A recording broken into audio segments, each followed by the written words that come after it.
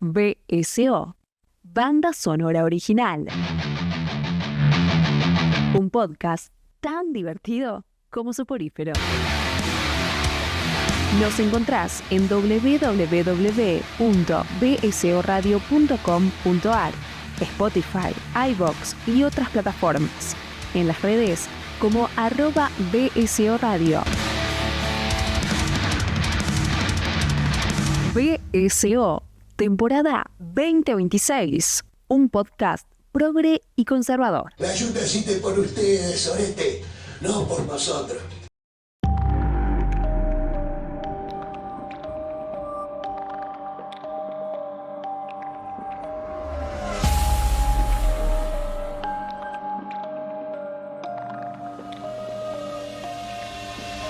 Señoras y señores, bienvenidos a una nueva entrega de Banda Sonora Original, otro capítulo más de nuestro querido podcast. Hoy es un capítulo de viaje, un capítulo de movimiento, un capítulo especial porque volvemos a hablar con un querido amigo que lo tenemos a la distancia, que es dueño de un canal de literatura, que además es docente, bueno, escritor, tiene un montón de títulos para ponerle. Podemos ponerle amigo para empezar, que cada vez que lo tenemos cerca le demostramos nuestro afecto. Villalba, ¿a quién trajiste hoy?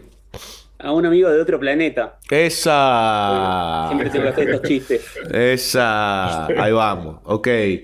Con nosotros el maestro Tricarico. ¿Cómo le va, Alberto? ¿Cómo andan, chicos? Muy bien, muy bien. Está Muy transmitiendo contento de estar acá con ustedes. directamente desde la punta, allí en San Luis, allá con donde el viento nació, básicamente. Claro, sí, hoy se detuvo un poco, pero es el lugar del viento. ¿Sí? Por suerte nos deja grabar hoy. El viento. Antes de hablar con Beto, que siempre es un placer, vamos a contarles que somos @BSO Radio, tanto en Instagram, Twitter, Facebook como en Instagram. Y nos pueden encontrar también en Letterboxd con las hermosas listas que hace la productora Luciana, que hoy se fue, me parece que se fue de viaje a Marte, vaya uno a saber. Y además, si tienen ganas en esta época de crisis tan linda, buscan cafecito.app/BSO Radio y nos compramos la pelota del mundial con la plata que ustedes nos den. Hablando de la productora que justo está apareciendo, la mencioné y apareció el espíritu de la productora. Entonces, hola, ¿qué tal? Oh, la productora, justo estábamos pensando si te habías ido a comprar la pelota del mundial, la Jabulani o algo por el estilo. Sí, todas. La Jabulani. Beto entiende de lo que estamos hablando. Ya es retro la Jabulani, pero por lo pronto sí, ya mencionamos todo lo que tiene que ver con lo comercial, así que se puede quedar tranquila y ya presentamos a nuestro querido invitado. Vamos a empezar con esta película que no es, yo creo que una de las más mencionadas, por lo menos, es de las más actuales, pero no es una de las más mencionadas de Brian De Palma. Estamos hablando de Viaje a Marte del año 2000, si no recuerdo mal, 2001, 2000. Yo tuve la suerte de verla casi sin expectativas en el cine, casi sin saber que era de Palma. Y tengo el recuerdo de haber salido con una sonrisa de oreja a oreja, porque dije, che, esto es una película del espacio distinta. No, hay un montón de cosas que yo no estoy acostumbrado a ver, por ejemplo, en películas de ciencia ficción. Bueno, acá estamos ante otra cosa. Me parece, Beto, que es interesante por lo menos pensar a De Palma en una película del espacio, en un contexto en donde él venía de hacer varios tanques, ¿no? O sea, él venía de hacer películas de top class, digamos, con muchísima guita, y de repente nos encontramos con De Palma hablando de marcianos. Sí, bueno, es una película especial de Palma, no es la típica película de Palma. Es una película para mí extraordinaria, digamos. A mí no me generó mucha polémica en ese momento, en la época del estreno, entre aquellos que estudiábamos cine o estábamos terminando de estudiar, o qué sé yo. Es una película extraña porque De Palma hace como muchos amagues de que se viene el baño de sangre y no se viene nunca el baño de sangre, ¿no? Y uno tiene el prejuicio, correcto, a veces, de conocer la obra anterior al director, que hasta ese momento, año 2000, aquellos que discutíamos o charlábamos sobre la película habíamos visto prácticamente toda su obra, desde He-Mom hasta Snake Eyes, que era la inmediata anterior, y la verdad es que la película nos sorprendió, por lo menos nos sorprendió. A los que nos gustó más y a los que les gustó menos nos sorprendió. Y después ahí tuvo una reflexión sobre el fin del siglo, sobre el milenio ya anunciado en el hotel de la película anterior, en Snake Eyes, y en Titanic. Me parece que es una película que dialoga con Titanic, con Cameron.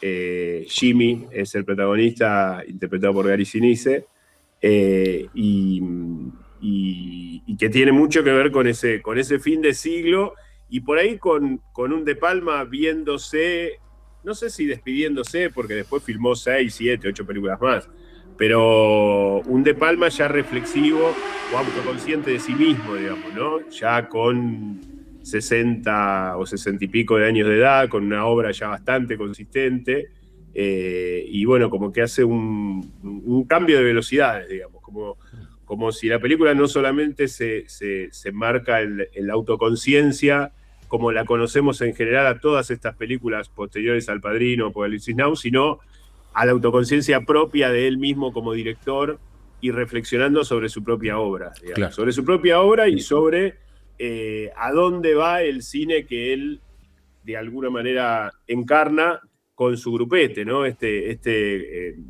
Jimmy es el mejor de todos nosotros, ¿no? Esto que se dice de diferentes maneras, leímos los mismos libros, bueno, todas estas frases que aparecen,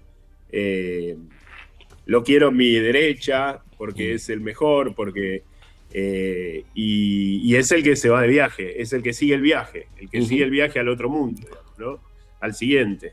Que tengas un gran viaje, la última frase de la palabra y después la palabra fin, ¿no? Total. Me parece que hay una reflexión sobre eso, sobre su propio cine y sobre el momento del cine en ese momento, como dándole la posta a un director de una generación anterior, porque claramente De Palma es aproximadamente 15 años más grande que Cameron y tiene 15 años más de obra en ese momento y aún actualmente, y dándole la posta y reconociendo al legítimo sucesor de alguna manera. Eso me parece, eso por ahí lo maduramos con el tiempo, no sé si lo advertimos la primera vez que lo vimos, pero se veía algo extraño en este sentido, ¿no? Como sobre todo la escena esa famosa que la estaba justamente revisando recién antes de conectarme con ustedes, en donde él llega y ve el invernadero, Marte, que van a rescatar a Luke, y Luke está atrás de él, y Luke lo tiene que matar a martillazo, digamos. En Carrie es un desastre eso. Uh-huh. O en Doble de Cuerpo, sí. O en Blowout. Y acá es como que termina en el abrazo, termina en el rescate y en el reconocimiento y en el sacrificio de Woody para salvar a Luke, ¿no? Toda esa cosa compleja que se da en ese segundo viaje para rescatar al primero, digamos, y para encontrar el paraíso de alguna manera. No, me parece maravilloso, me parece que podemos ir por cualquier lado, la película me parece que es infinita, pero bueno, vayan pautando ustedes, porque si no yo sigo hablando. Vos sabés que en principio, claro, Villalba, que ahí tenías una... Sí, no, que me parecía que esto del sistema de expectativas empezaba desde el mismo comienzo de la película con un conteo de despegue. Estamos viendo una película que se llama Misión a Marte, esperamos que ese conteo de despegue sea tipo Cabo Cañaveral, el despegue de la nave, y pasa a ser un cohete con serpentinas. Uh-huh. Sí. ¿No? Y que muchas veces sucede esto que vos decías de, bueno, acá se viene o acá empiezo a armar algo que de golpe puede ser terrible y que en algún punto está jugando, si se quiere, perdón, ya me estoy yendo un poco lejos, pero con esta expectativa del alien benévolo que en Spielberg por ahí podría ser edulcorado y que igual acá te obliga a enfrentarte a algo de temor y temblor, si querés, ¿no?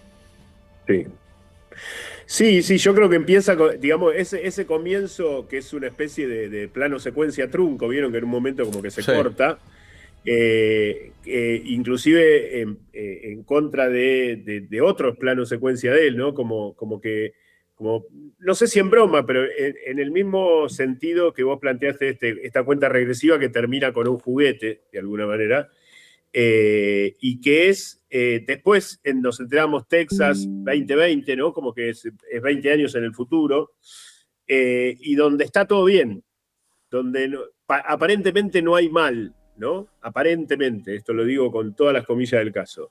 Y somos todos amigos y nos podemos emocionar y tuvimos pérdida porque Maggie no está, digamos, Maggie se murió, tuvo una enfermedad, murió tempranamente, es decir, sigue, la tragedia existe, pero digamos como que estamos todos ordenados en función de esta misión y somos todos amigos, ¿no? Y eso ya en De Palma llama la atención, por lo menos. En De Palma llama la atención. Entonces ese asado, esa barbacoa, que todos hacen chistes y juegan, y se presentan a los personajes magníficamente, sobre todo al personaje de Luke y su familia, el personaje de Woody.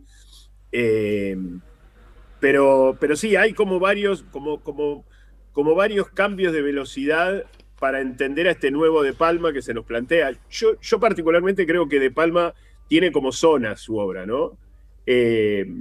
Por ahí aquellas películas, Carrie y la Furia por un lado, las películas, los policiales Blowout, Vestida para Matar, Doble de Cuerpo, Carlitos Way por ahí en pareja o empatada con Scarface. Y hay una zona, que es esta zona, que son estas tres películas, la anterior, esta y la posterior, o sea, Snake Eyes, Misión a Marte y Mujer Fatal, que son como una trilogía, no quiero decir optimista porque podría ser tomado como algo demasiado a la ligera, pero tienen como como que apuntan hacia otro lado las tres, digamos. Y especialmente esta que hace eje en esta idea de describir el mundo, de partir de un mundo donde uno puede confundir la ausencia del mal con cierta privación, que es lo que sucede, ¿no? Con esa idea de eso blanco que van a ver después y que tienen que, como que esa invitación, que termina siendo una invitación, ¿no? Lo de el descubrimiento del ADN, que no saben si es una prueba, si es un enigma, y que termina siendo una invitación, ¿no? Ese blanco donde hay que completar, ¿no? No me acuerdo la frase exacta, no sé si es de San Agustín, de Santo Tomás o de qué teólogo, padre de la iglesia, que decía el mal,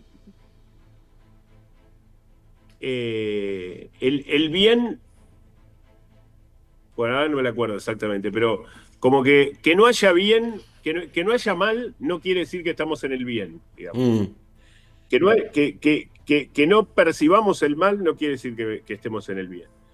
Que no haya bien, podemos entender que estamos en el mal, ahí sí, pero que no haya mal, como que falta algo más, como que hay que, digamos, hace falta ese final, hace falta encontrarnos con esa dimensión más allá de lo científico, o en tal caso eso científico que comprueba que hay otra cosa. Pues la película lo que hace es jugar de por lo menos de la mitad hasta el final, que hay otra cosa, hay algo más que no sabemos lo que es, pero que hay un fuera de campo, hay algo sobrenatural que no podemos explicar, y que tenemos que o atravesarlo o suspender el juicio y volver a casa, ¿no? Como hacen con su libre albedrío los tres personajes al final, que lo dejan a Jimmy en la nave esa. Pero bueno, medio me fui por el camino, pero me parece como que De Palma de comienzo, y está muy bien lo que dice Fabio, anuncia ese cambio de velocidad, este es otro De Palma, acá viene de otra manera mi cine y viene de otra manera la ciencia ficción en esta película, no es como otras que vieron, más allá después los ajustes de cuenta con el 2001 que hace tanta referencia, que yo lo he hablado con Adrián, lo he hablado con Farete, inclusive, que está ese ajuste de cuenta con Kubrick y demás. Pero me parece que ya, ocupándonos exclusivamente de la obra, me parece como que es otro De Palma y otro tipo de ciencia ficción. Me parece como que no le preocupa la especulación científica en sí, sino justamente salirse en cuanto puede de eso, de entrada nomás, ya con esa conversación de los tres hombres al final de la fiesta, la primera escena, en la primera secuencia, digamos, que están ahí a la noche antes de despedirse, ya ahí hay otra cosa. Digamos, ahí hay ya hay otra cosa más allá de la típica, inclusive es muy ligero cómo se evalúan las cuestiones estrictamente técnicas, científicas, astronómicas, como que De Palma, supongo que el que sabe se debe comprobar de que hablan de lo que tienen que hablar, no es que tampoco inventan palabras, ni términos, ni nada. Pero yo no entiendo nada de eso, pero como que se lo sacan de encima rápido. Inclusive cuando termina esa primera escena que él se queda mirando el cartelito del hijo de Luke, que pone el pie, deja como la huella ahí en la arena, y se va, corte y ya están en Marte, y después cuando hay un problema en Marte lo convencen enseguida al viejo de hacer la operación de rescate, es decir, y después la nave sufre un desperfecto mortal y siguen adelante, es decir, como que inclusive hasta en esas cosas De Palma no se detiene en lo científico, en lo técnico, o en tal caso lo usa, pero para despegarse, para decir, no es esto, vamos por otro lado, es otra cosa, hay algo más. Me parece fascinante, más allá de todo lo emotivo, lo entretenido, una película corta, menos de 2 horas, que por ahí en otro contexto, otro director, una película de esta característica de Cameron hubiera durado 3 horas y media, por ahí claro. No quiere decir que sea más aburrida, pero y está bien, y la película está, qué sé yo, no sé, a mí la película que particularmente me gusta, porque cuando me dieron a elegir, la elegí por eso, porque es como esas perlitas que uno tiene aparte, no es que las considere mejores que otras, necesariamente. Hubiera elegido Titanic, qué sé yo. Claro. Es un satélite, claramente es un satélite Titanic. O de Avatar, digamos, adelantándose a Avatar 10 años, pero bueno, eso. Vos fijate que entre lo que estaban comentando vos y Fabio, primero que hay 2 ítems que me parece que están todo el tiempo, hay varios, pero uno que tiene que ver con los microgestos respecto a la puesta en escena, ¿no? Ya la película empieza con la idea de lo que vos le vas a creer. Justo vos hablabas de suspender la incredulidad hace un ratito, de suspender el juicio en realidad. Bueno, acá suspender la incredulidad, y uno le cree cuando escucha un conteo en una película que va a despegar un cohete, y en realidad, bueno, todo esto es una puesta en escena. Como también uno lo entiende como puesta en escena reparadora el pie en la Tierra Roja, digamos, ¿no? En la casa de Luke. Lo cual después se va a ir profundizando o haciendo realidad. Lo cual a mí me hace pensar, y entendiendo un poco desde el lado hitchcockiano de Palma, que el cine y la caja de sueños, por lo tanto, digo, muchos de esos sueños que se proyectan o de primeras puestas en escena que podrían ser a posteriori una realidad, se terminan convirtiendo, ya que, bueno, esta idea del cohete que podría viajar a otro lado está primero mostrado por ese cohete que explota al principio, o lo del pie, o hay otras ideas en donde está el cine como universo imaginario que a nosotros nos dice las cosas que pueden ser posibles, o nos cuenta cosas que pueden ser posibles, y después las posibilidades ciertas, ¿no? En donde la realidad nos invade de alguna forma. O sea, pues la autoconciencia, digamos, para ponerlo en otros términos. Sí. Sí, está perfecto eso.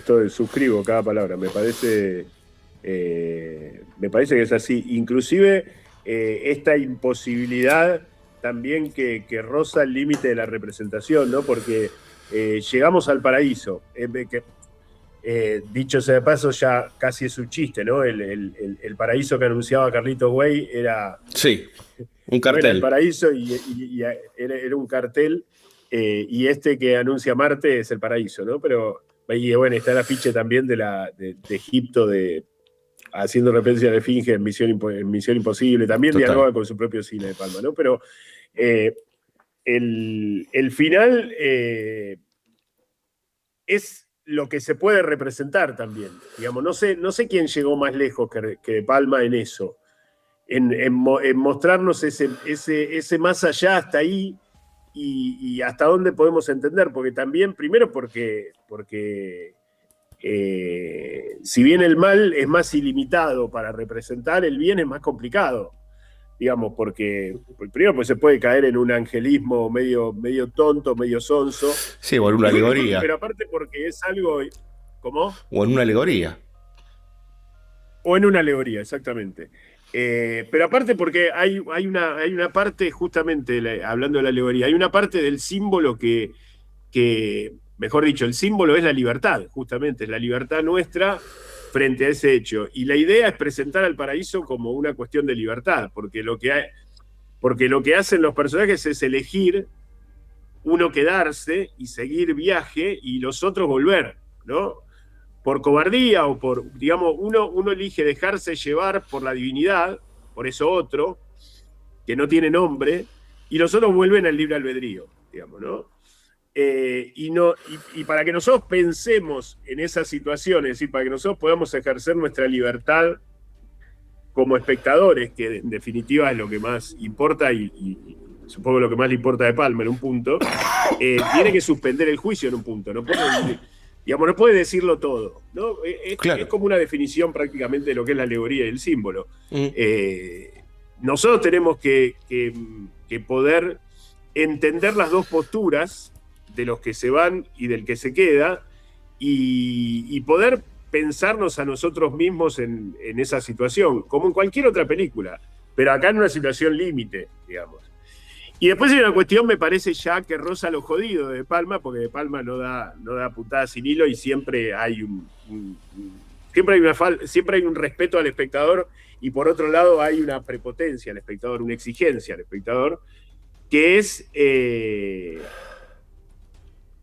tenés vos para llevarte en esa nave si te vas con Jimmy, ¿no? ¿Con qué cargas? Digamos, en el paraíso nos vamos a encontrar con lo más objetivo e inasimilable desde acá abajo, y con lo más subjetivo, ¿no? ¿Qué tenemos nosotros? ¿Con qué nos vamos a encontrar nosotros? Más allá del objetivo que se van a encontrar todos, cada uno de nosotros. ¿Con qué nos vamos a encontrar los subjetivos? Él se va a encontrar con Maggie, seguramente. Él se va a encontrar con una irreprochable carrera, con una formación en lo suyo. Nosotros, cada uno de los espectadores, ¿con qué nos vamos a encontrar? ¿No? Es decir, ya no nos plantea, como en otras películas, mirá, si seguís boludeando te vas a ir al infierno. Si no, te dice, no, mira, vení, vamos al paraíso, te llevo. ¿Qué te vas a encontrar ahí vos? Claro. ¿Qué tenés vos para...? ¿No? Me parece que lo estoy diciendo así medio pisando huevos porque en realidad De Palma lo plantea así y no quiero no quiero alegorizar yo lo que no alegoriza De Palma. Total. Pero me parece que está eso en la película. Y eso, sinceramente, me sorprendió hace 25 años cuando la vi por primera vez. Y fue lo que más me pegó de la película y creo que lo que más perdura en mi cabeza desde que la vi como idea jodida, por un lado, ¿no? Esto de hacerse cargo, ¿no? Porque al final, bueno, está lo del cine, que lo ven como un cine, que se abre como un cinemascope, se ve prácticamente proporcional a la pantalla, que casi 3:1. Cómo está la pantalla y se ve así cuando entra en ese lugar con todo blanco que se abre y todo eso. Está esta cuestión del cine como aduana simbólica, todo lo que siempre decimos. Pero nosotros tenemos que conservar eso. Digamos que esto me hace acordar a Howard Hawks, ¿no? Cuando en Río Bravo, ¿qué estamos conservando? Estamos conservando, ¿para qué peleamos? ¿Para qué nos encerramos en la cárcel? Para cuidar esto, para poder cantar canción entre amigos y seguir manteniendo nuestros valores, digamos. Para que John Wayne se levante a Feathers, qué sé yo, no sé.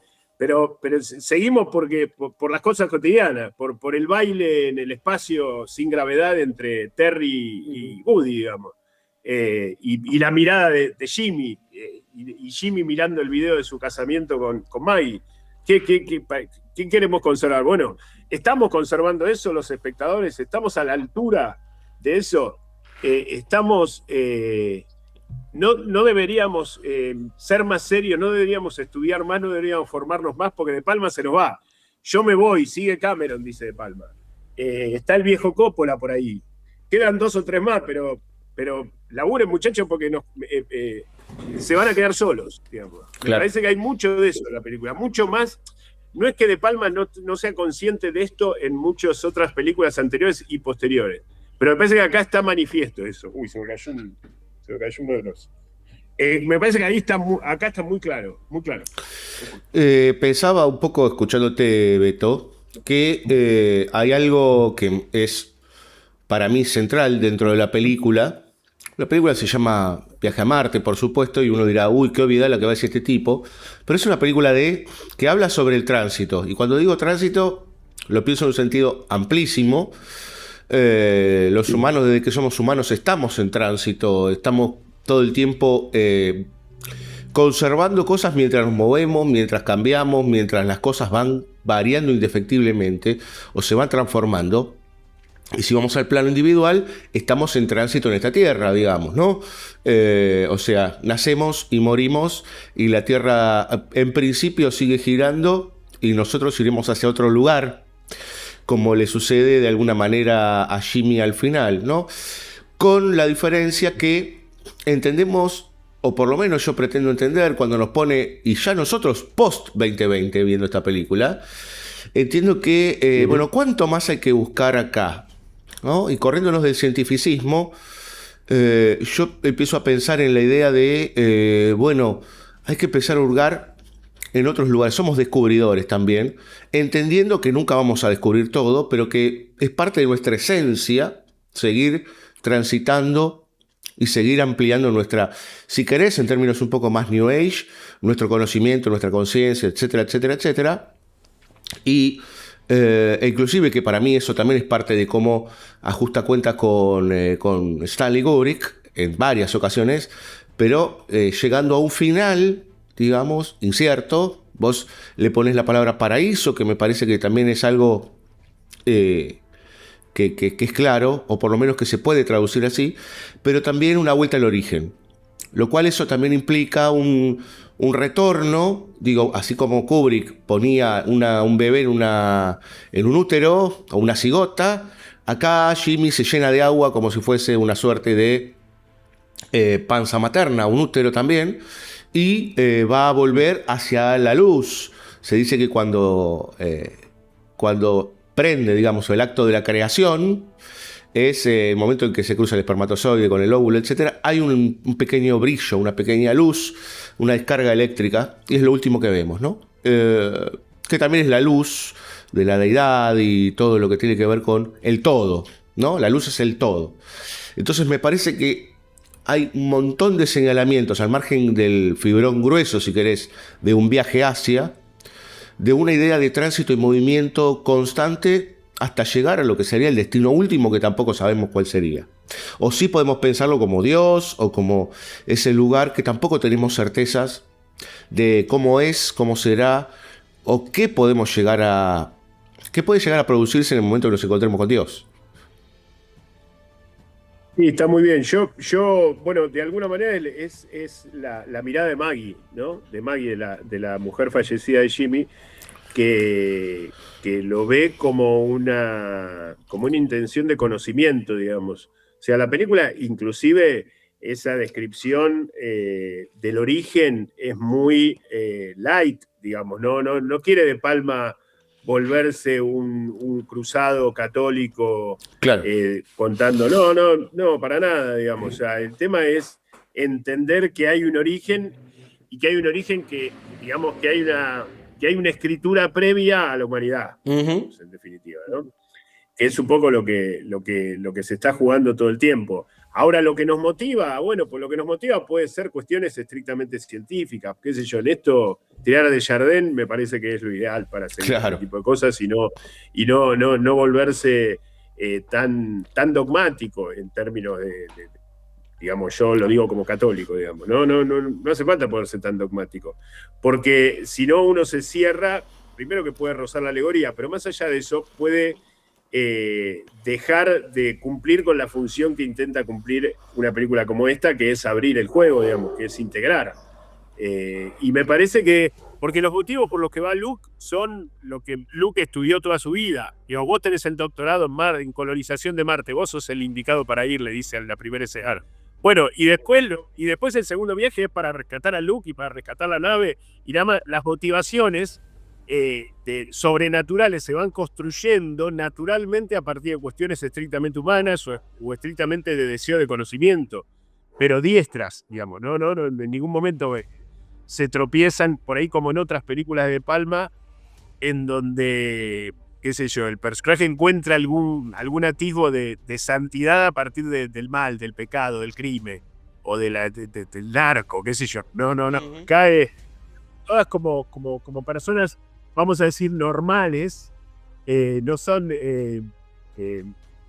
Tony Montanas de la vida, claro. Creo que son un poco más normales que estudiaron algo y que lo llevan a cabo y que bueno. Y después lo del viaje a mí me parece muy interesante porque, bueno, primero porque estamos, nuestra civilización está constituida de viajes, ¿no? Y me parece que el viaje es algo, es el recorrido, es un origen, un destino, un camino y una transformación. Es una película normal, siempre es un viaje de alguna manera, literal o simbólicamente, y me parece que acá es el viaje, porque es un viaje no solamente a otro planeta, con todas las incógnitas y los peligros y las incertidumbres que nos generan a nosotros como espectadores, por más expertos que sean los que llevan a cabo el viaje, sino que además es un viaje hacia otra cosa, un viaje hacia algo literalmente desconocido,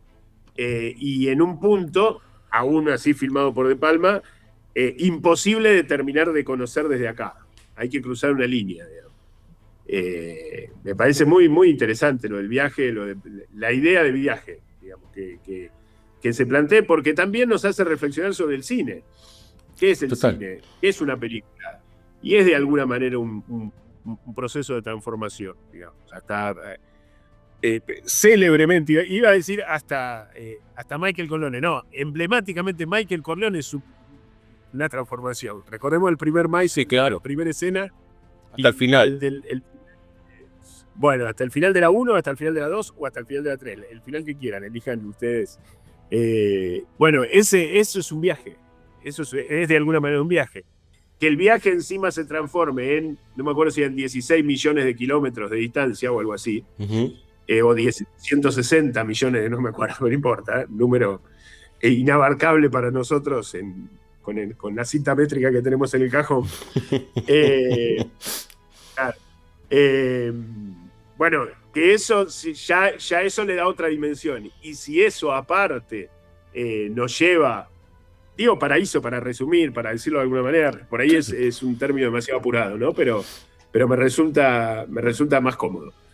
Si eso nos lleva a un paraíso o a una entrada a un posible paraíso, me parece que es una película para considerar, realmente.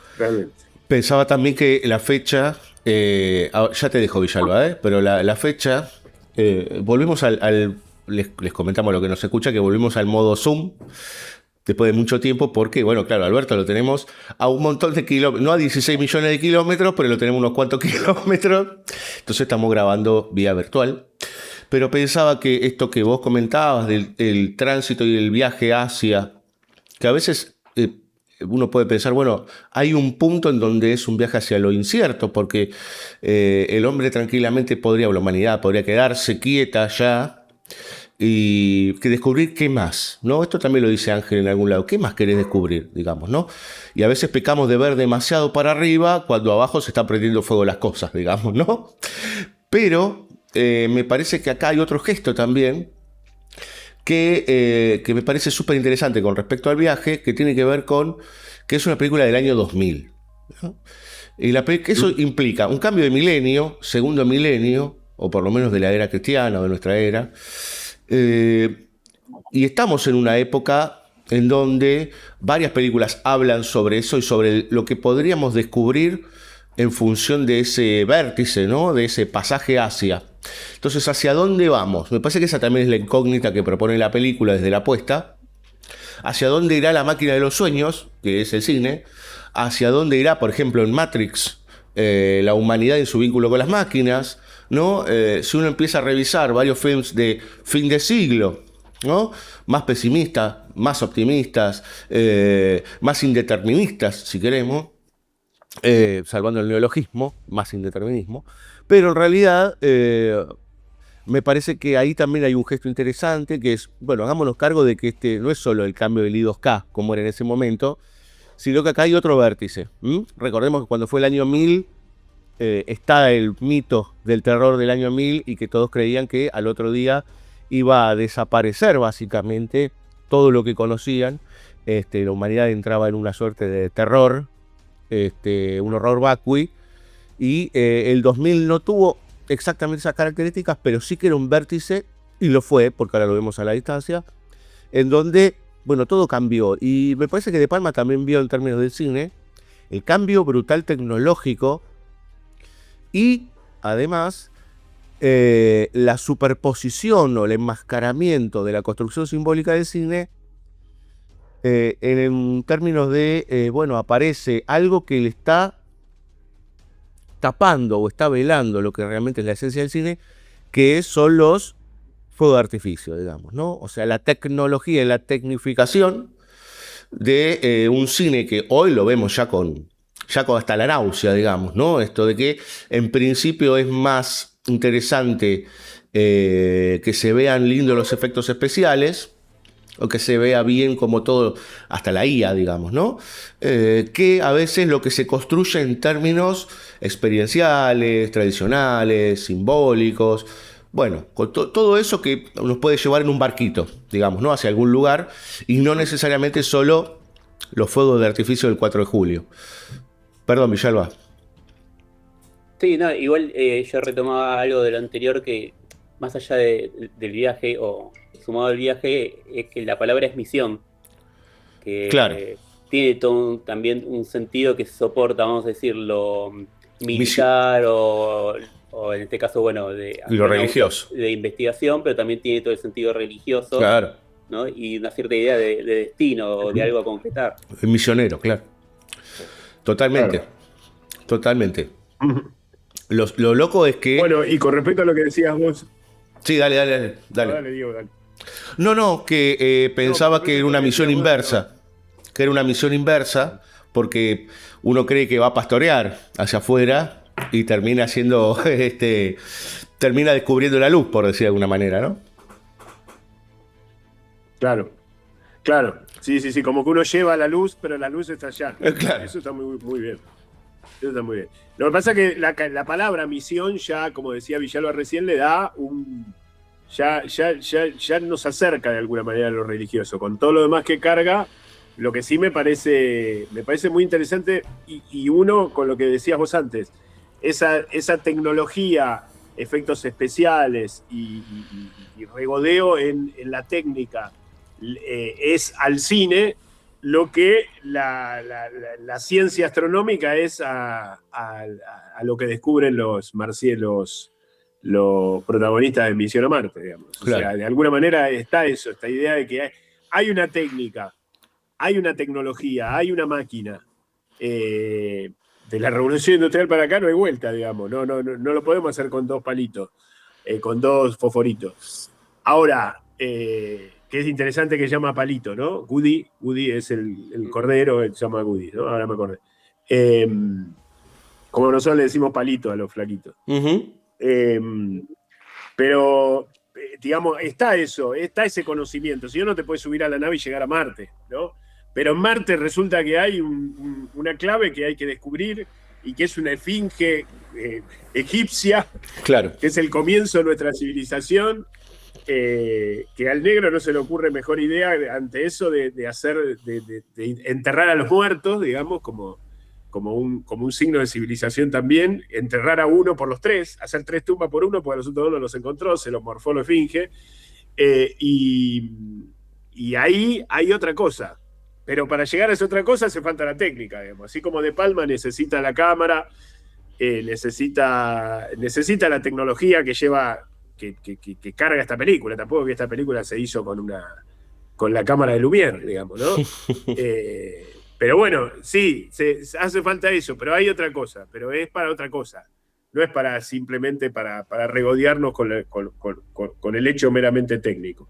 Por eso mismo sucede con el conocimiento astronómico, técnico, científico de estos personajes que se encuentran que hay otra cosa, digamos, que se encuentran que hay otra cosa y que lo llevan hasta el final, digamos. Lo llevan hasta el final, aún a riesgo de quedar parados en el espacio, de morirse, de quedar varados en Marte y un montón de riesgos que van corriendo a lo largo de todo el recorrido, ¿no? Me parece muy interesante, muy interesante. Y pensaba también, digo, en este gesto que tiene la película, que por ahí, si uno no está muy despierto, no los ve, pero hay gestos que van a vincular con películas previas y posteriores, ¿no? Digo, pensando en principio, hay un momento que me parece súper interesante, que después Avatar se hará cargo o el mismo Cameron se hará cargo de lo que le dejó De Palma, que es cuando Jimmy y su otro compañero, el más joven, están viendo el ADN, digamos, ¿no? Y el otro le come las lentejuelas de los M&M, y entre ellos y nosotros está ese ADN, digamos, ¿no? Cosa que después veremos con la gotita de Avatar, esta idea de la ruptura de la cuarta pared, por decir, o de la tridimensión como esa ilusión de mundo alterno y de mundo real, entre comillas, que es el nuestro. Me parece que ahí hay algo que después toma el amigo Cameron con su película, ya entendiendo la tecnología 3D, o sea, apropiándosela, pero que está esta idea también de no somos nosotros acá en este mundo, sino que somos nosotros. Está el ADN en el medio y vos que estás mirando, ¿sí? Y esto de que es muy lindo porque es como, también es el mismo gesto de la técnica, cuando le dice, bueno, acabo de hacer a la piba más linda del universo, digamos, ¿no? Con la que me voy a casar. Y saca dos y le dice, ¿y ahora qué es? Bueno, un sapo, ¿no? Y eso después se responde, claro, porque después está la señal de, no, pará, flaco, esto tiene algo que ver con nosotros, no es boludear con M&M, digamos, ¿no? Resolvé este enigma con lo que decías vos también, ¿no?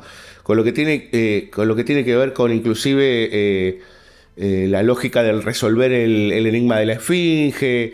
Ahí hay toda una idea de la mitología griega, digo, hay toda una idea que me parece súper interesante de la diferencia entre enigma y misterio también, en el sentido de que, bueno, el misterio es lo que queda al final, digamos, ¿no? Pero los enigmas son los que se van resolviendo, posiblemente, y a veces esto de que lo podemos compartir entre todos y buscar entre todos las soluciones, está ahí, digo, cuando hace ese gesto con los M&M y después con esto no es un mensaje, es algo a descifrar, es algo que tenemos que encontrar.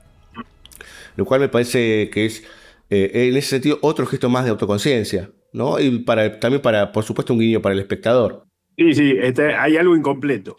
Claro. Bueno, Fareta decía, a propósito de algo que vos decías antes, que el hombre, que no sé si esto también es de Teilhard de Chardin, el hombre ya descubrió el ADN y ya descubrió el espacio exterior, y lo que queda, digamos, ¿qué más quiere? ¿Qué es lo que falta, ¿no? Esto es un poco vos lo planteaste hace un ratito. Bueno, lo que falta en tal caso es entender esas pequeñas cosas que faltan, como ese último rasgo del ADN, ese último componente, que es el determinante también, porque se nos plantea como determinante, y que me parece buenísimo como esto es una prueba, no es una firma, no es una invitación, ¿no? Va atravesando rápidamente en 10 minutos la película de un lugar al otro, y esa invitación es una invitación que es un poco la invitación que nos hace De Palma a nosotros como espectadores. Claro. Esta reflexión del espectador que vos decías recién con lo de la tridimensión que toma Cameron después, en realidad en De Palma lo vemos siempre, el tema de la mirada, de quién mira, de qué es lo que estamos mirando. Esto es bien de Palmiano, es esencialmente de Palmiano. Nada más que acá aparece de otra manera, o lo podemos relacionar más con toda esta cuestión que a partir del ADN se da con la cuestión paradisíaca, con la cuestión sobrenatural, y lo podemos relacionar con Avatar después apropiándose de esta cuestión del 3D.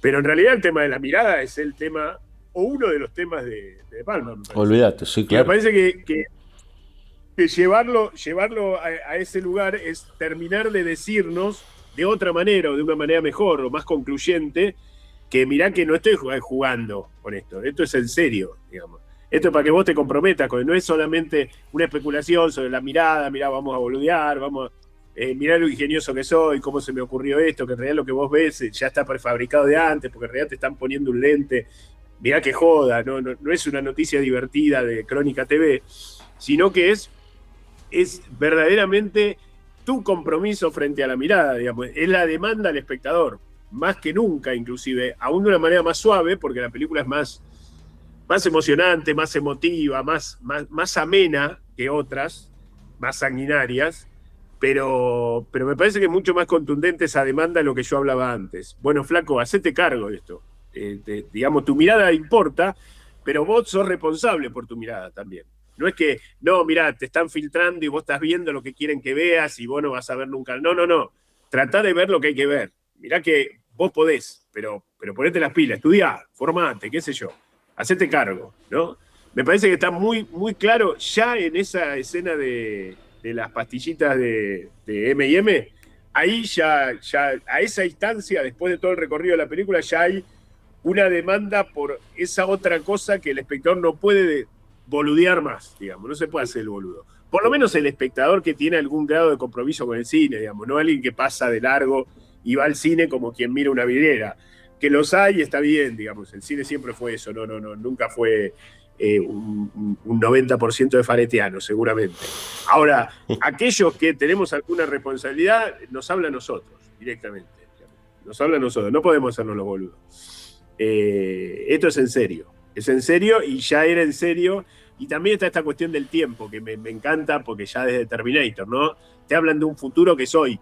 Digamos, claro. Esa idea de hablar de un futuro que soy, que ya es recontra hoy, ya es un pasado perdido casi, digamos, el mundo lo que ha llegado hoy, es, porque se supone que, fíjense que cuando la película empieza dice Texas 2020, y después pasan como 3 años más, 4 años más, porque entre que van a Marte, vuelven, y todo el quilombo ese, sí. Digamos, y bueno, estaríamos hoy, sería hoy, más o menos, ayer, en el año pasado.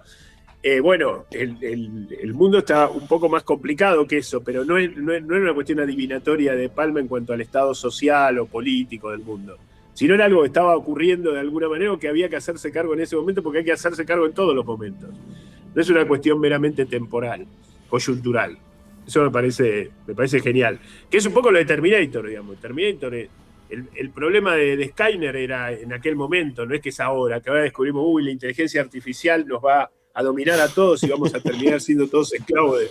No, mira, ya hace 50 años, 45 años que el tipo te está más o menos planteando para que la vayas viendo, para que veas cómo haces vos, qué haces vos con tu vida también, porque no es, qué sé yo, más allá de la política, de las cosas que verdaderamente nos sobrepasan y de las que no podemos no hacernos cargo, sino que no podemos tomar determinado tipo de decisiones respecto a los demás, o respecto al mundo, o respecto al país, o lo que sea, pero ¿qué haces vos con tu vida? ¿Qué haces vos con tus hijos? ¿Qué haces vos con tus amigos, con tus alumnos, con tus hermanos, qué sé yo? Con tus compañeros de trabajo, con tus compañeros de BCO, qué sé yo. Claro. Me parece que va por ahí, y la película es, digamos, te agarra de las solapas mucho más quizá que otras, o en tal caso junto con las otras, porque está subida a los hombros de las otras, de las anteriores, siendo aparentemente más amena, siendo aparentemente más emotiva, más lacrimógena, más que roza el golpe bajo, viste, que te tiene, como decía yo hace un rato, creo que fuera de aire, que te llena los ojos de lágrimas en un momento y no se te secan nunca, porque se te están por secar, de vuelta te vuelve a brotar la lágrima. Pero bueno, pero la vida es eso también. Si uno se lo toma en serio eso, digamos, ¿no? Claro. Si uno se preocupa verdaderamente cuando un amigo como Jimmy pierde la mujer por el COVID. Digamos, lo primero que le dice Luke en la primera escena, dice, daría este viaje, lo resignaría para que Maggie esté acá.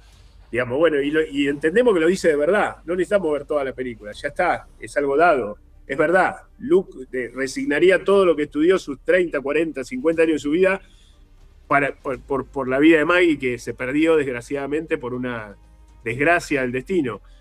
Bueno, la película es eso, pero la vida también es eso.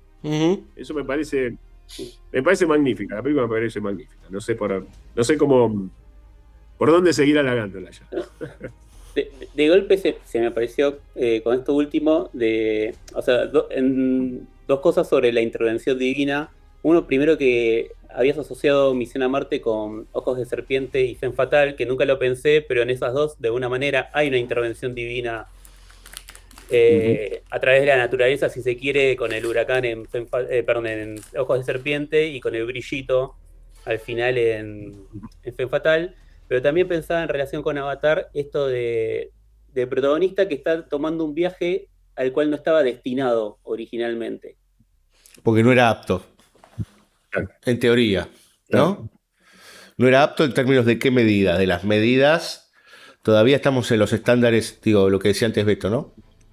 Y ahí también lo conectamos con Teilhard de Chardin, digamos, ¿no? Esta idea de cómo se despegó tanto lo científico de lo religioso, si querés, o de lo que tiene que ver con lo trascendente, algo que antes iba de la mano, si quieren, o que estaban en tándem, que por ciertas especificidades, lo dice el propio jefe, digamos, ¿no? Que yo nunca me acuerdo el nombre de ese actor, que es increíble, que dice, yo lo reprobé porque no estaba apto, digamos, no iba a tomar riesgo. Inclusive varias veces se menciona, ¿vos crees que vamos a probar este bicho que vale millones, solo probarlo? ¿No? Todo el tiempo está eso dando vueltas, creo yo. Claro. Como eso se va rompiendo también. Sí.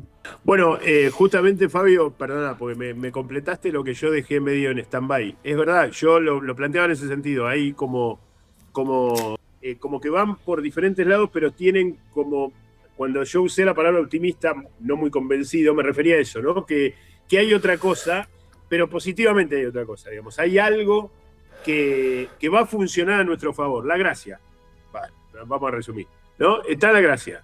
Va a aparecer la gracia de diferentes maneras y se nos va a ocultar atrás de un azar, de un brillito, de un episodio natural, de una tormenta, o directamente de una cuestión más científico-técnica atrás de perseguir algo misterioso del universo. Pero ojo que al final, y acá en esta me parece que es más claro, o De Palma intenta hacerlo, cuando se separan Jimmy de Terry de Luke y el otro está, el flaco está esperando para despegar en la nave, no se pueden comunicar. Creíamos que no se podían comunicar porque estaban encerrados en la esfinge, pero en realidad no se podían comunicar por la tormenta.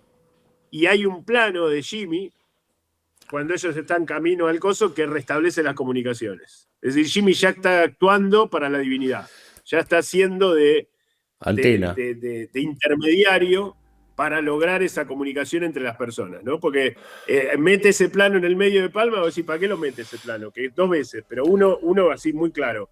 Es para que después de eso se puedan comunicar y el muchacho que está en la nave, no me acuerdo el nombre, no me acuerdo si a Phil, lo escucha a Terry y a Luke, y Terry y Luke lo escuchan a él y se establece la comunicación y lo esperan. Y hace el chiste de, ya me fui a la Tierra, cualquier cosa deje un mensaje, no sé qué. Pero eso se da después de que hay una intervención muy sutil, o sea, ya está actuando eso, ¿no?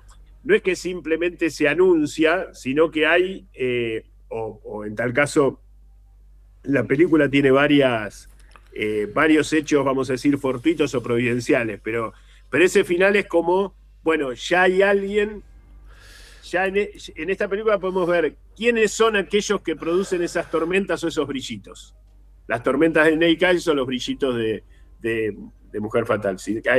Que son esos ángeles, vamos a decir, si queremos, estoy siendo demasiado específico, demasiado alegórico y demasiado poco sutil. De Palma me mataría en este mismo instante. haría un baño de sangre conmigo, totalmente justificado.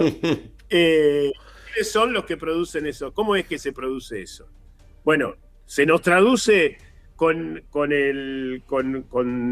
términos naturales o en términos azarosos del destino o con cuestiones que podemos explicar porque se refleja el sol en una medallita, sí.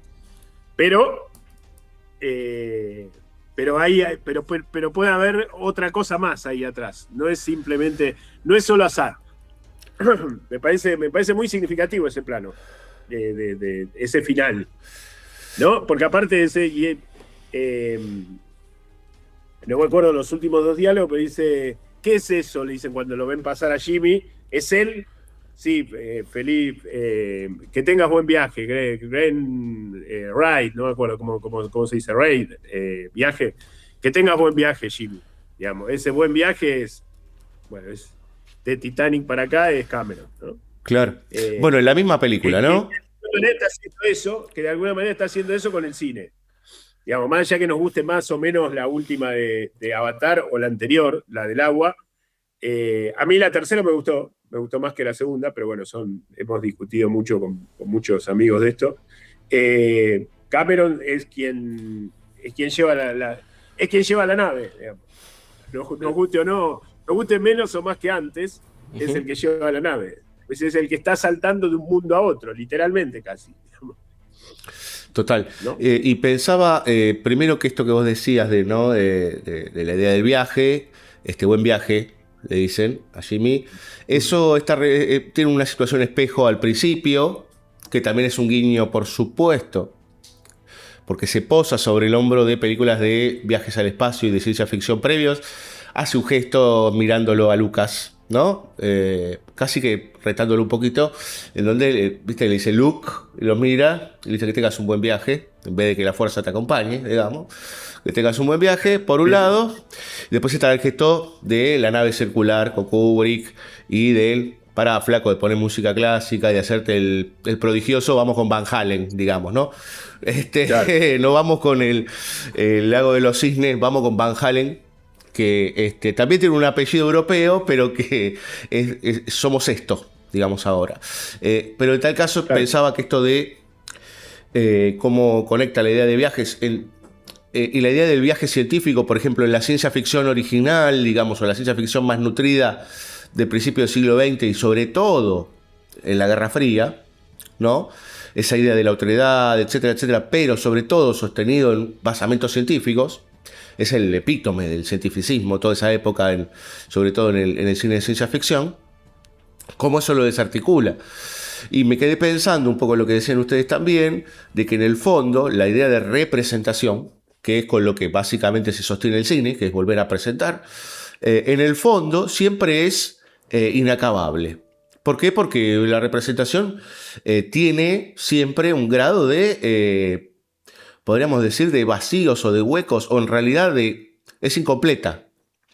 Nunca va a poder representar, por eso la iglesia sigue teniendo imágenes, no es iconoclasta, sabiendo que eso es solamente la representación de algo que es muchísimo más grande, muchísimo más amplio, y que la imagen en tal caso es una evocación, y la representación es una evocación de algo que es completamente inasible. Y está bien que la película termine con algo inasible.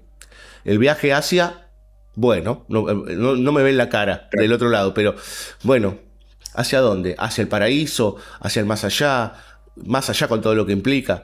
Bueno, todo lo que podamos nosotros desde nuestra escala humana hacer en imagen va a ser una evocación. Nunca va a ser, porque si no sería alegoría, como decís vos, Beto. Claro, sí, pues lo representa, creo que hasta, es decir, más que eso no se puede representar, porque si no ya no es una representación, ya es una alegoría. Pero claro, aparte, creo que va más allá de lo que nos podríamos haber imaginado antes de que él lo haga. Porque se arriesga demasiado, digamos, pone el muñequito ese Spielbergiano, las moneditas de oro, sí, está al límite, sí. El tipo se juega, bueno, toda la representación del origen del mundo, ¿viste? Qué sé yo, del origen de Marte primero, y como un desprendimiento de eso, el origen del mundo y cómo eso se desarrolla y me parece genial, doblemente genial, esta idea integradora en donde con una mirada en donde se puede unir toda mirada cristiana o semicristiana en torno a eso, inclusive una mirada agnóstica del Big Bang, ¿no? Sumándole una intención sobrenatural a esa explosión inicial, pero está buenísimo porque todo el resto de la mirada cristiana, que no es estrictamente católica, no confía en las imágenes, con lo cual las está llevando a casa, digamos.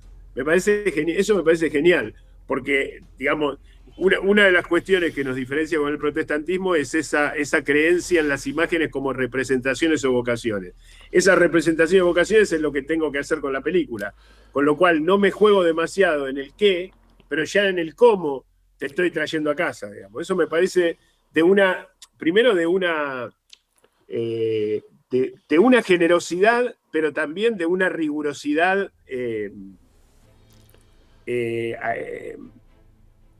ejemplar. Me parece genial. Me parece genial porque no busca, inclusive antes de, digamos, suspende antes de que la cosa se complique, digamos, antes de la aparición de la mujer, antes de que la cosa se complique, ya está, ya eso es suficiente, es el origen. Es el origen, después complétenlo ustedes. Pero hay un origen.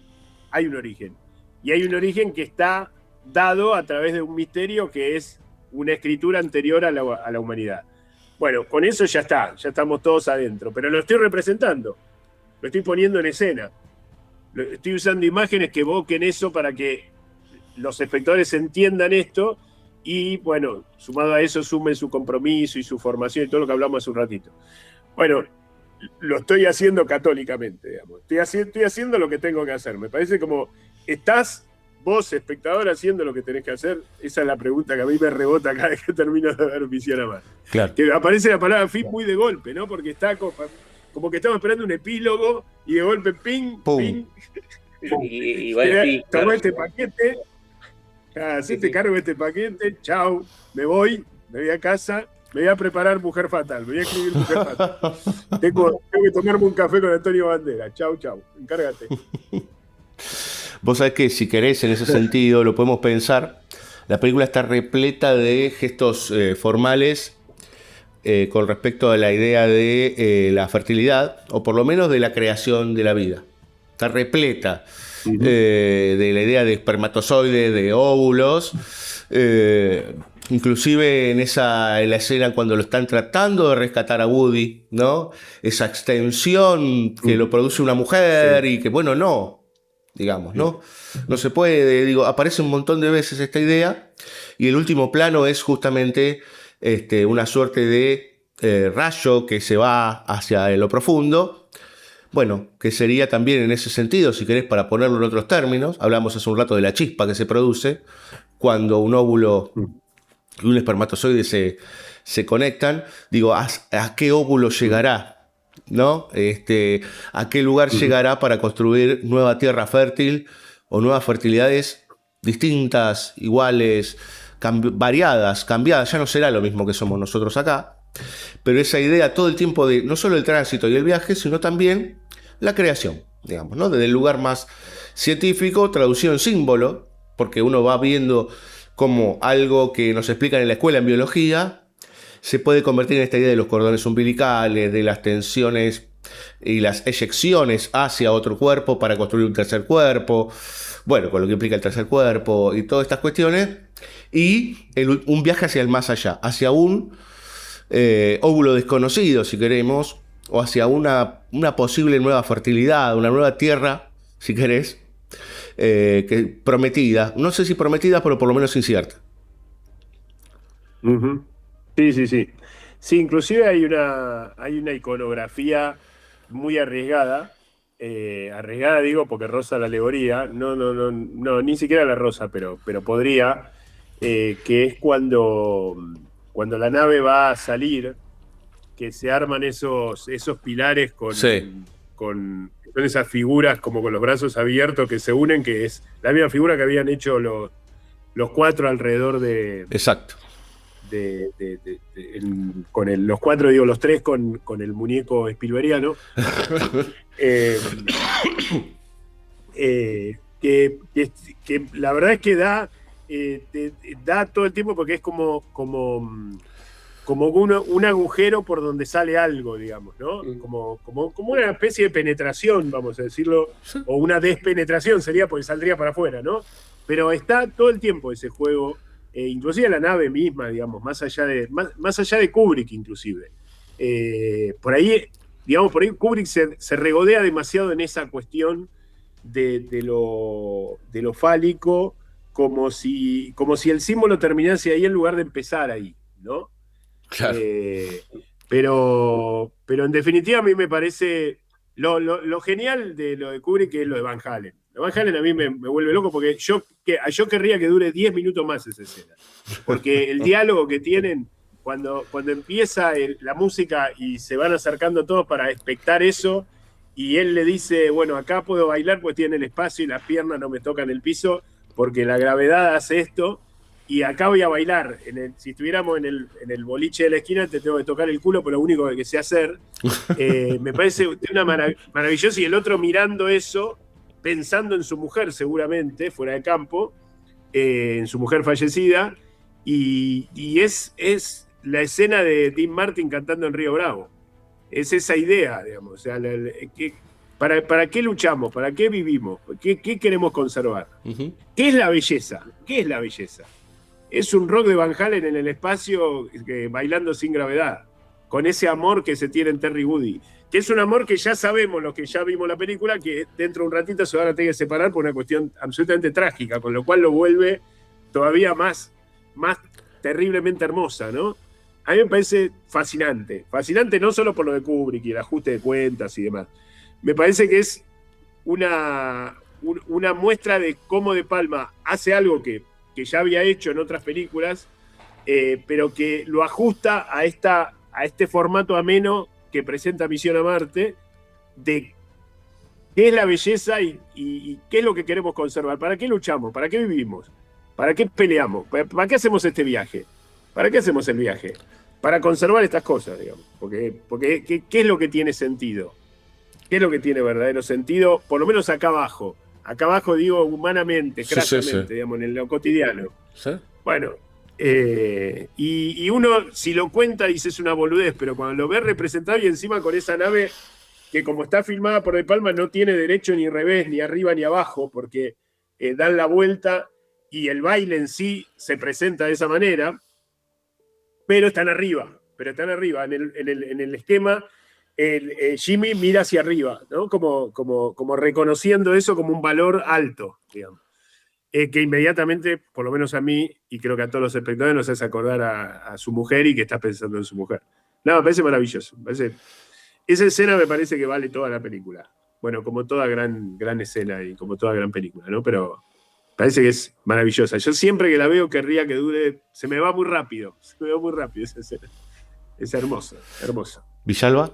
Además, bueno, nos sensibilizamos demasiado. O sea, simetriza también con el sacrificio por esta idea de Woody de, bueno, solo en la gravedad cero puedo tener la oportunidad de tener gracia, que él lo dice en relación al baile, pero bueno, también la va a tener en relación al sacrificio que va a hacer para que sobrevivan los otros tres. Total. Tal cual. Sí. A eso me refería con la idea de que esa escena culmina, o mejor dicho, cierra con su sacrificio. Digamos, con la idea de que él no sabe bailar, digamos, lo favorece el hecho de la falta de gravedad, ¿no? Sí. Entonces tiene gracia, tiene onda, vamos a decir. Pero en realidad la verdadera gracia va a aparecer cuando se sacrifique por los demás, y no solo por los demás, digamos, se sacrifica por su mujer, por la NASA entera y por Luke, que está esperando ahí, no sé si está esperando, se fabricó un invernadero para quedarse a vivir en Marte, pobre tipo.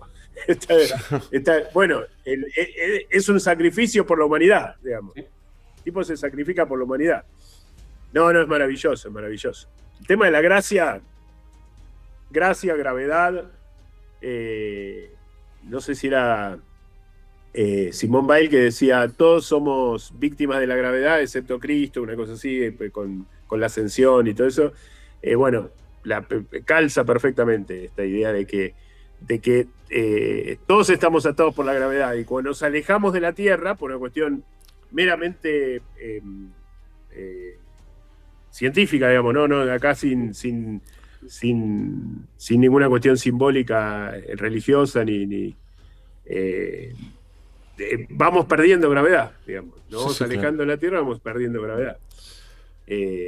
Y nos vamos acercando al cielo, digamos, o a la imagen que tenemos del cielo.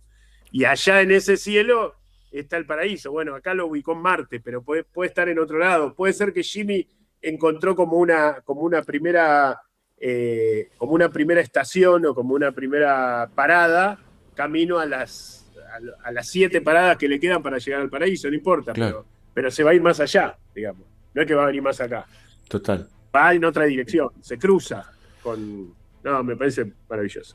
Y pensaba, tipo, cómo aparecen los diálogos con las propias películas de De Palma, digamos, ¿no? Vos hablabas recién del baile, que es aquello que no logra Carlito Brigante tener finalmente, que es ese último baile y el cartel que se anima al final, ¿no? Con el You Are So Beautiful con Joe Cocker en ese caso, que uno puede decir, uy, qué De Palma cuando entra en el modo un poco más grasa, como nos gusta a nosotros, pero que tiene mucho que ver con eso, ¿no? Mirá, flaco, hay cosas importantes de la vida que son estas, ¿no?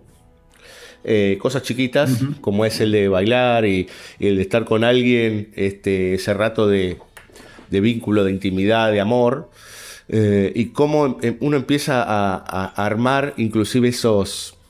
Porque ¿qué pasa con Carlito Brigante?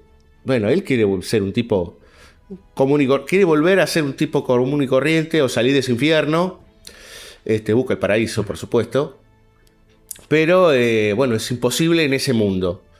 Acá hay que escaparse, digamos, ¿no? Escaparse en el buen sentido, no de dejar pasar, sino hay que ir más allá. Y por ahí ese baile hay que tenerlo antes de encontrar lo sublime, por decir de alguna manera, o lo más grande. Y yo creo que en ese sentido, inclusive otra vez desde los gestos formales, el único que ve esa posibilidad, y eso está puesto porque el personaje de Gary Sinise tiene los ojos, son los mismos ojos del extraterrestre, del final, digamos, ¿no? Tiene esos ojos grandes y un poco separados, que yo no recalé en otras películas si tiene los ojos así de separados Gary Sinise, pero sí por lo pronto tiene lente de contacto, con esos ojos celestes enormes, que son los ojos celestes del personaje, ¿sí? Cuando le muestra que no le habla, ¿no? Eso lo haría Spielberg, ¿no? Le hablaría, le diría teléfono casa, sino que en realidad le hace una película. Le cuenta una historia desde las imágenes, desde la representación.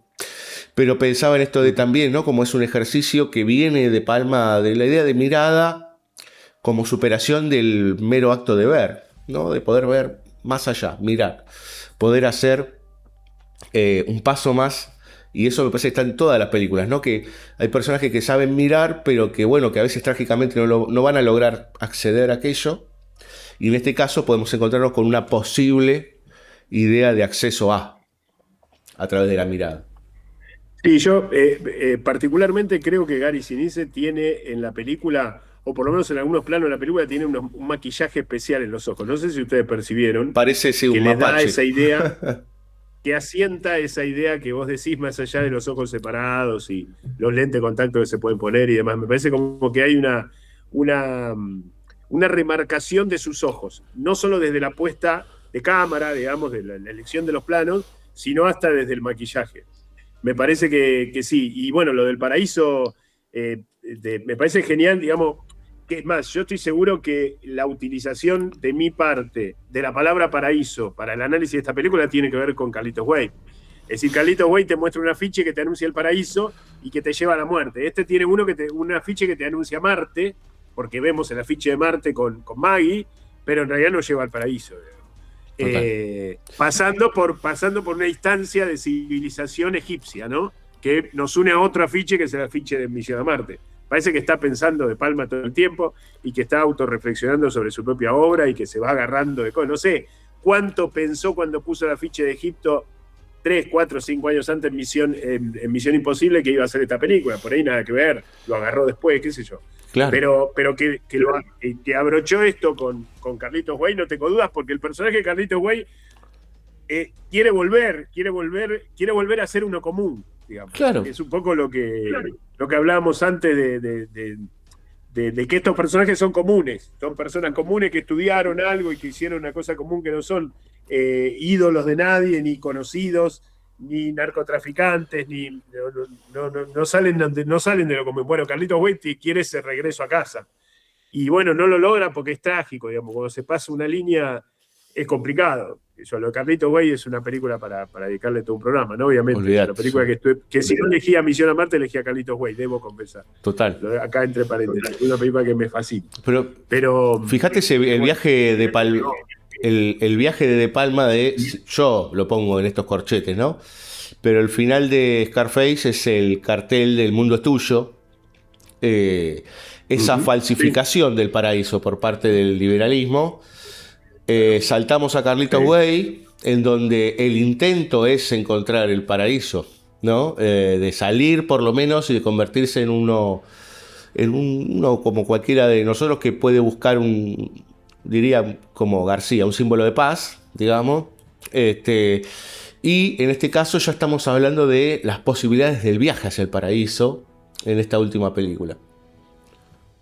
Hay una creencia en lo sobrenatural en esta película que Carlito no tiene. El problema de Carlito es un poco lo que vos decías de buscando un símbolo de paz. Es el oso de Mori, diría Fareta. Claro. Es decir, el tipo quiere, el paraíso es en Miami una barra, bailando hasta el amanecer, y en realidad eso no es el paraíso. Digamos. Ahí podés tener los mismos inconvenientes que en Nueva York o en cualquier otro lado. El paraíso es justamente otra dimensión que no te podés imaginar en términos mundanos. Y por eso se vuelve irrepresentable también. Pero me parece que como que Carlitos quiere volver a ser una persona común, pero equivoca ese destino, porque tal vez esa redención, vamos a ponernos teológicos, por ahí con esa intención de hasta con el acto semicriminal que tiene ayudando a John Penn a matar al mafioso Dios ya lo perdonó a Carlitos. Quizás ya logró esa santidad. Pero él no lo sabe, porque él la asocia a una cuestión más material, más estrictamente mundana. Él por ahí cree que, no, en realidad lo que tengo que hacer es llegar a esa barra con 20 botellas, como dice la canción de San Bayoni, en una costa, en una playa, hasta las 7 de la mañana. Y bueno, en realidad eso lo podés tener hoy mismo. Digamos, no es, digamos, si lo que tenés que juntar es $75.000 para irte a alquilar auto a Miami, ese es el objetivo de Carlito. Es casi ridículo, es infantil. Uh-huh. Pero bueno, nos dejamos llevar porque el personaje, el actor y la trama es fascinante. Pero en realidad es delirante lo que quiere hacer. Es absolutamente delirante. Es que quiere escapar de algo que no puede escapar. Claro, quiere escapar de algo que no puede escapar y aparte quiere escapar hacia un lugar que no es. Creo que ya fue perdonado. Creo que si por ahí uno se pone demasiado misericordioso porque lo quiere mucho, pero me parece que ya está. Ya se regeneró, digamos. Ya Dios lo mira con otros ojos que antes, seguramente. Total. Sin embargo, él entiende, tal vez guiado por estos afiches mundanos del mundo de hoy, ¿no? De la modernidad, de la modernidad liberal, como que el paraíso se tiene que concretar de una manera, no sé, aislada, separada del ruido, del crimen y tomando y bailando. Lo del baile me parece interesante porque el baile, inclusive en Misión a Marte está claro que el baile es como una superación del andar, del caminar. Es algo más, es algo artístico, es algo superior, digamos. No cualquiera baila, yo no sé bailar, digamos. O sea, el que baila es mejor que yo en eso, digamos. Mueve el cuerpo mejor que yo, por lo menos. Yo sé caminar. y por ahora. En unos años más veo. Pero me parece que lo del baile está bien, pero con lo del baile se le va otra cosa. Y aparte, aparentemente le gusta bailar a Carlito. Y baila bien el personaje, ¿no? Y eso como que lo engaña pero el afiche lo lleva a pensar en una emboscadura incorrecta, digamos, ¿no? Claro.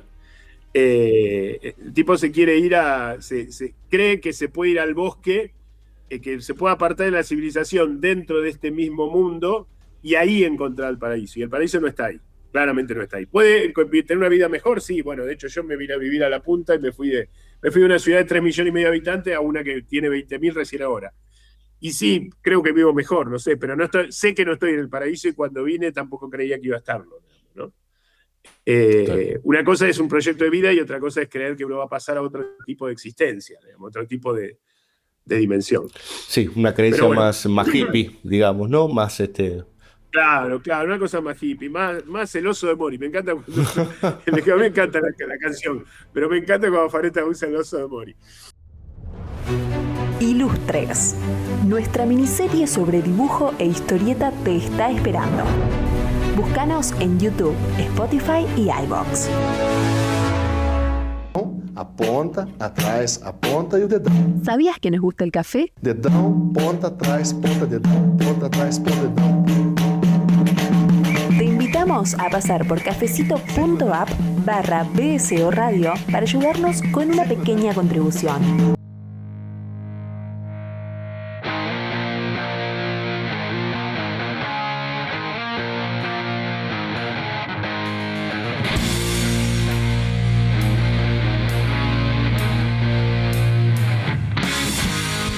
Muy bien, señoras y señores, nos iremos retirando, seguiremos en el viaje, de alguna manera, nos iremos moviendo, iremos surfeando por entre planetas, universos, vaya a saber hasta dónde, pero seguiremos moviendo. ¿Qué te pasa, Villalba? ¿Tenés algún temita que me Me quedó una pregunta recordando un capítulo reciente que es...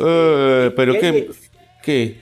Perdón, si alguien quiere leer a Alberto Tricarico, ¿cómo puede hacer? Pero yo se lo iba a preguntar, Villalba, eso. Perdón. Pero ¿cómo no le iba a preguntar eso al amigo Beto? Pero claro, pero por supuesto, nos estamos retirando nosotros, pero no implica que no vamos a ser tan corteses, por lo menos preguntarle qué más está haciendo de todo lo que hace el maestro Alberto. Nosotros nos vamos moviendo, nos vamos yendo, nos vamos preparando para el próximo BCO, pero por lo pronto... te queremos agradecer, Beto, por charlar de vuelta con nosotros. Cada vez que hablamos con vos, la verdad que siempre la pasamos bien. Hace poco nos tocó algo de cerca, como es la partida también del Indio y varias cosas. Sos futbolero como yo. Bueno, tenemos cosas ahí que siempre podemos ahí intercambiar y con buena onda. Y sabiendo que estás haciendo un montón de material, los temas de la literatura, literarte, has estado escribiendo, seguís escribiendo sobre Cifrón.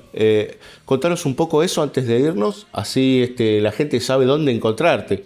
Que nosotros te compartimos, pero me parece que también estaría bueno que vos lo puedas abrir un poquito más.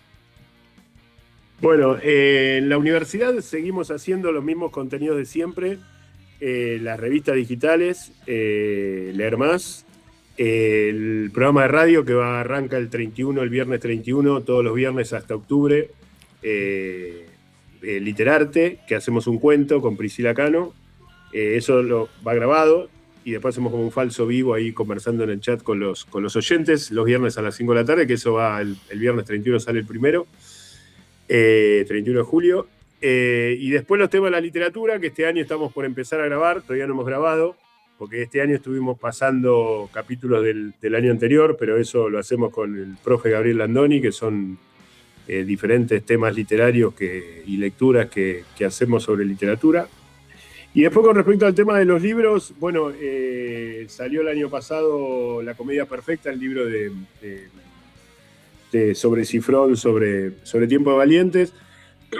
Ahora va a salir un libro que hizo Daniel Núñez, sobre el fondo del mar, que me ganó de mano, pero me pidió permiso para hacer él con la obra dentro de Estación Cine, y la editorial también tuvo la gentileza de preguntarme si le parecía bien que salga, pues la colección era mía y no sé qué. Así que bueno, y después estoy... bueno, y también la editorial me ofreció escribir sobre hermanos y detectives, que eso lo voy a hacer el año que viene seguramente. Uh-huh. Así como para completar a Cifrón ya completito.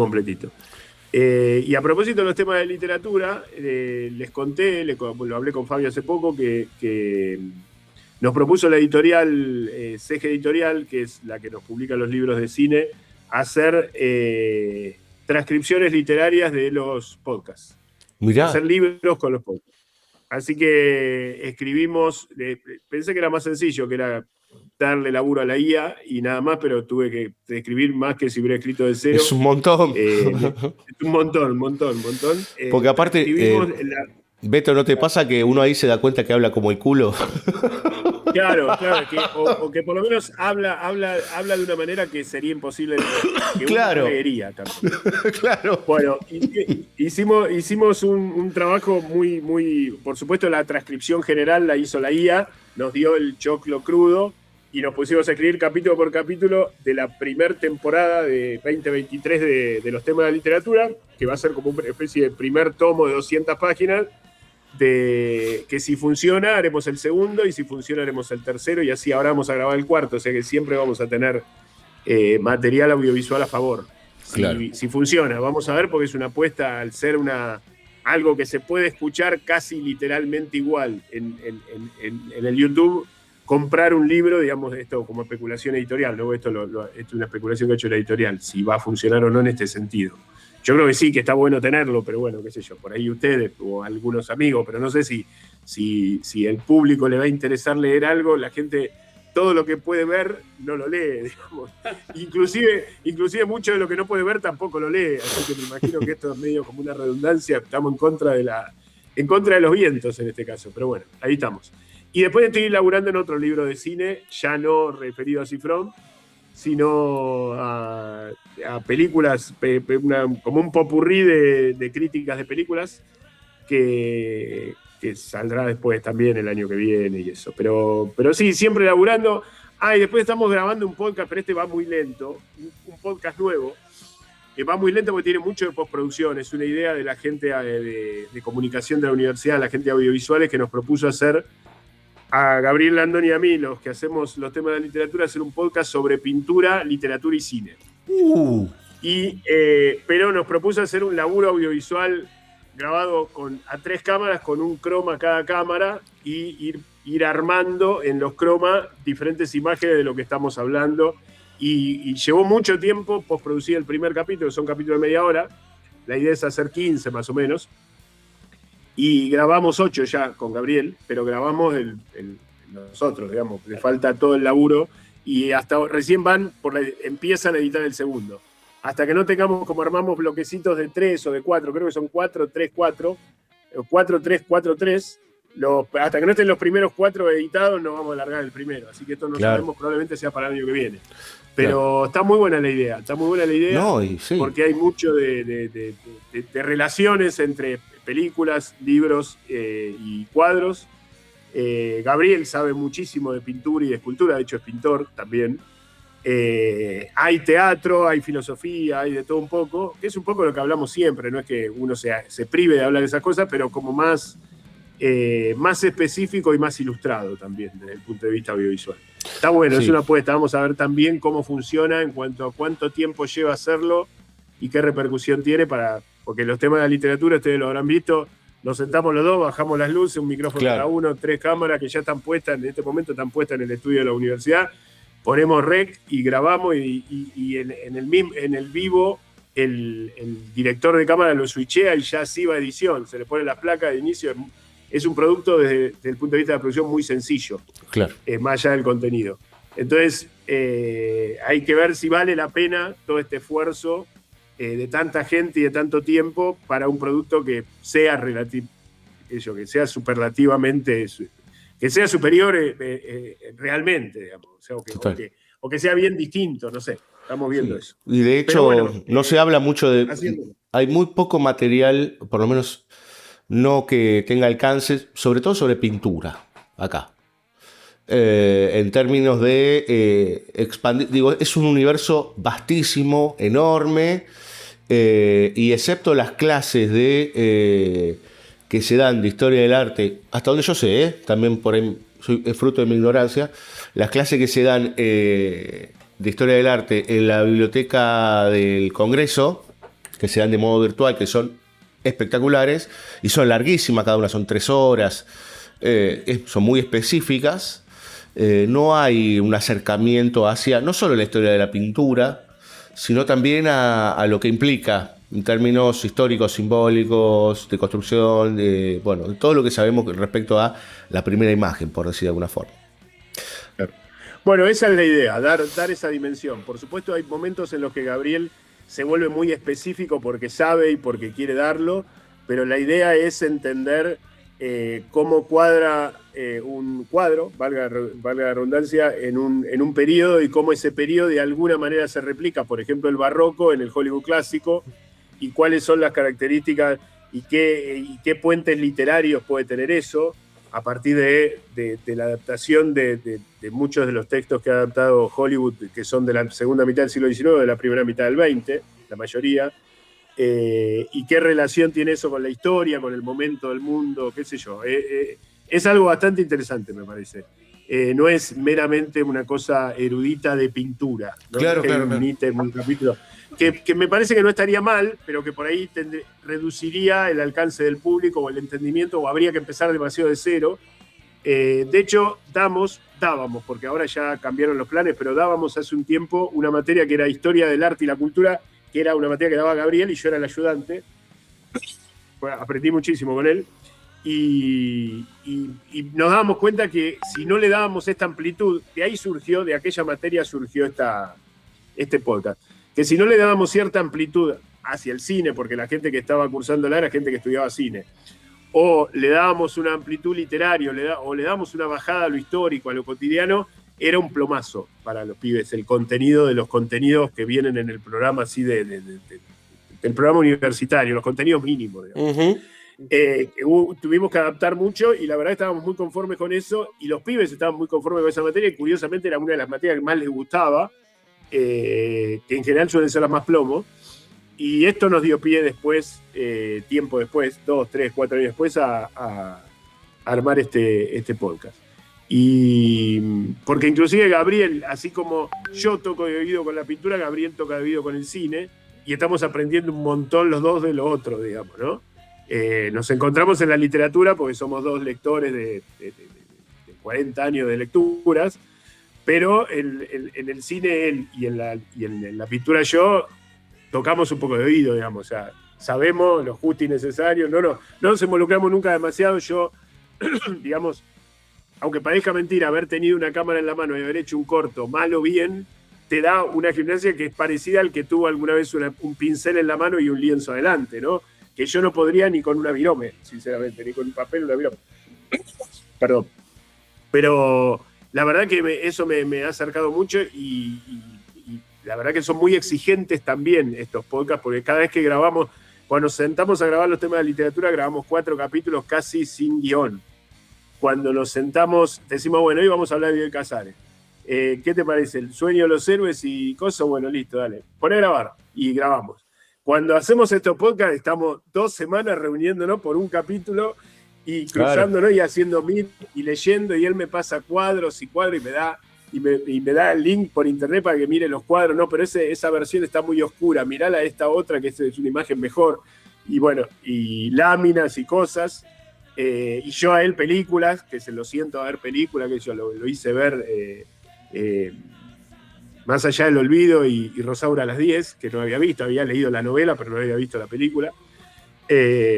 Así que bueno, va a ser, espero, un producto muy interesante. Vamos a ver cómo queda, qué sé yo. ¿Quedó conforme Villalba con todo lo que está haciendo el amigo Beto? Estoy muy envidioso de todo lo que Yo solo voy a decir una cosa.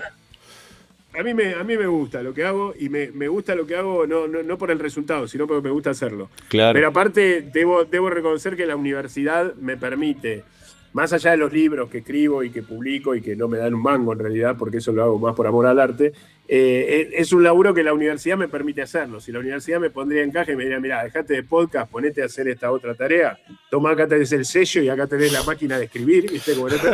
Y vos tenés que hacer eso porque hay que comer todos los días, ¿no? Claro. Tengo esa libertad también, que probablemente me la haya ganado, pero tengo esa libertad porque vivo de eso. Más allá de mis horas cátedra y cosas que cada vez son más ridículos lo que uno cobra por las horas Total. Cátedra universitaria, eso uno lo sigue haciendo por amor al arte también, porque es mísero, mi laburo que me debe comer es el otro, y me permiten, gracias a Dios, hacer todas estas actividades de radio, podcast, un podcast nuevo, el otro, la revista, escribir para la revista. Bueno, eso, si me dirían hacer otra cosa y lo tengo que hacer, lo haría. Así que bueno, eso. Querido Alberto, muchas gracias como siempre.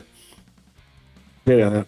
Gracias a ustedes. Un placer. Nosotros nos vamos retirando, estaremos en 15 días de vuelta por acá. Ya los vamos a recordar, ¿no? @BCO Radio, tanto en Instagram, Facebook, Twitter, X, y todas esas hierbas malas. Letterboxd también, con nuestras listas que arma la productora Luciana Eira sobre todo el contenido que nosotros tocamos, digamos, todas las películas. Y cafecito.app si nos quieren dejar alguna rupia, alguna nóvolo en el momento en que estamos en el país, pero por lo menos con unos pesitos nos bancamos para poder pagar todo lo que tenga que ver con nuestras actividades, que entre ellas, por supuesto, está nuestro canal de YouTube, en donde también se pasan los capítulos, no solo los de Beto, de los temas de la literatura, sino en nuestro canal todos los capítulos de BCO e Ilustres, nuestras entrevistas a referentes de la historieta, la pintura, el dibujo, el diseño, etcétera, cada 15 días. Gracias a todo el equipo de BCO, a Salayén, a Andrés Cirulo, Dani Jorquera, a Villalba, que se está animando a hablar de vuelta. Como diría mi amigo Beto Tricarico, habla.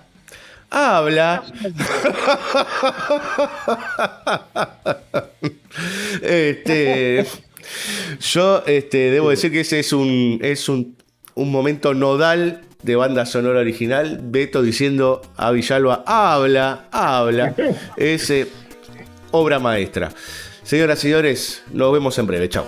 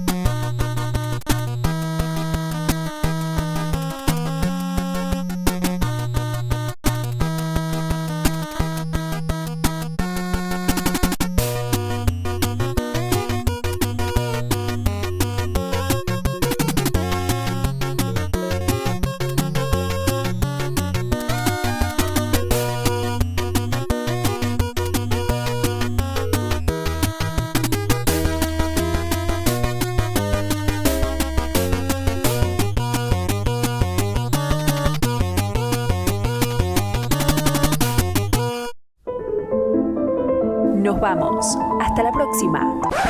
Recordá que si llegaste hasta acá, ¡viva la libertad, carajo! No aprendiste nada. Búscanos en Spotify, iVoox y YouTube. www.bsoradio.com.ar BSO, una forma de hacer nada con muchas ganas. Mulo, gato, giles, si no saben ni hablar, brutos.